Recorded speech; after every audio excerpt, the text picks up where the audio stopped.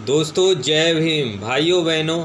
आज हम आपके लिए वेटिंग फॉर वीज़ा नामक पुस्तक से एक अंश लेकर आए हैं जिसका शीर्षक है जो कभी ना भूल सका।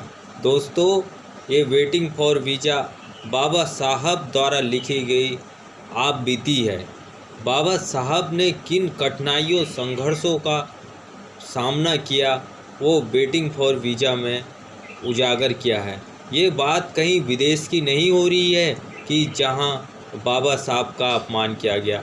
ये बात हमारे ही देश भारत की हो रही है, जहां भारत में रहने वाला एक व्यक्ति दूसरे व्यक्ति को जानवर के बराबर भी नहीं समझता है। दोस्तों आज हम इससे लेकर आए हैं आपके साथ वो जो बाबा साहब के ऊपर बीता, जिसको बाबा साहब ने लिखा है जो कभी ना भूल सका। दोस्तों दूसरे दिन प्रातः सुबह 5 बजे गाड़ी वाला आया और बाबा साहब लोगों से तगादा लगाने लगा कि जल्दी निकलो का बार बार तगादा करने लगा। बाबा साहब लोगों ने कहा 8 बजे से पहले हम नहीं निकलेंगे, क्योंकि अब वह दूसरी मुसीबत मोल नहीं लेना चाहते थे। बाद में 8 बजे निकलकर 11 बजे तक हम गोरेगांव पहुंच गए। हमें देखकर पिताजी आश्चर्यचकित हो गए, क्योंकि हमारी भेजी हुई चिट्ठी उन्हें मिली ही नहीं थी। हम बार बार उन्हें चिट्ठी भेजने की बात कह रहे थे और वह उन्हें नहीं मिली ऐसा कह रहे थे। बाद में पूछताछ करने पर पता चला कि गलती हमारे पिताजी के नौकर की थी। वह पत्र मिलने पर भी उसने पिताजी को नहीं बताया था।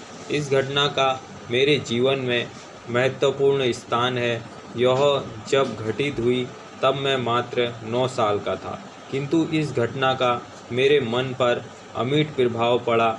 मैं अछूत हूँ और अछूतों को अनेक प्रकार के अपमान और अप्रतिष्ठा का सामना करना पड़ता है, इसकी कल्पना मुझे थी। उदाहरण के लिए विद्यालय में मैं अपने नंबर के अनुसार दूसरे विद्यार्थियों के साथ नहीं बैठ सकता था।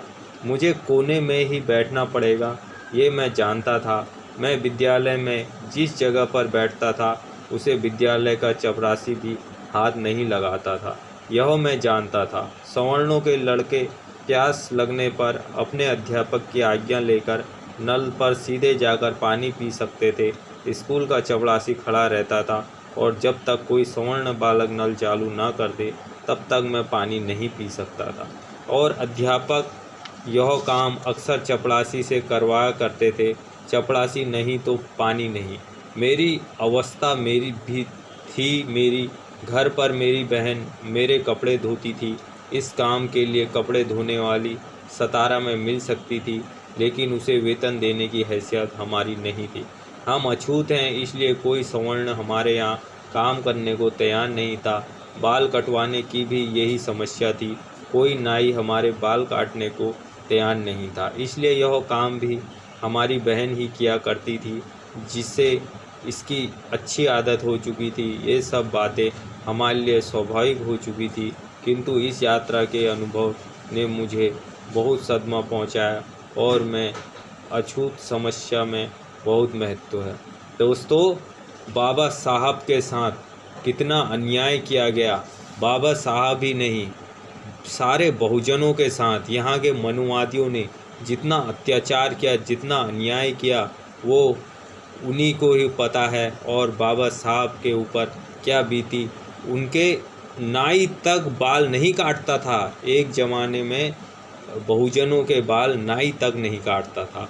और जब बाबा साहब को पानी की प्यास लग जाती थी तो सवर्ण के बच्चे तो पानी पी सकते थे, लेकिन बाबा साहब को पानी तक पीने का अधिकार नहीं था जब तक कि चपरासी आकर नल नहीं खोल दे। दोस्तों इतनी विकट परिस्थितियां, कठिन परेशानियां झेलकर भी बाबा साहब ने हमें आज़ाद कराया, देश का स्वर्णिम इतिहास लिख दिया और वर्षों से चली आ रही सड़ी गली व्यवस्था को आग के हवाले कर बहुजनों को, महिलाओं को नव जीवन दान दे दिया। बाबा साहब का भारत देश पर आसान है जो कभी नहीं भूला जा सकता है। जय भीम, जय भारत, नमो बुद्धाय। ऐसी ही जानकारी प्राप्त करने के लिए हमारे यूट्यूब चैनल को लाइक करें, सब्सक्राइब करें, शेयर करें। जय भीम।